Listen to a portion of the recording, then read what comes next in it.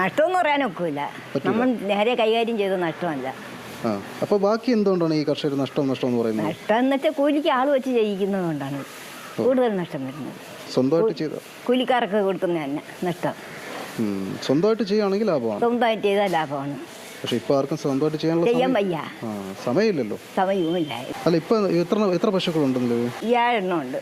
7 പശു. 7 പശുണ്ട്. അപ്പൊ ഈ നമ്മളെ നാടൻ പശുക്കളാണോ അതോ ജേഴ്സി, HF അങ്ങനെയുള്ള പശുക്കളോ? നാടനില്ല, ഒന്നുമില്ല. ഇല്ല, അല്ല, ജേഴ്സിയും HF ഉണ്ട്. അപ്പൊ ഈ നാടൻ പശുക്കളെക്കാളും ലാഭമാണ് ഈ ജേഴ്സി തന്നെ. ഇതിനൊക്കെ പാലുള്ളതാണ്.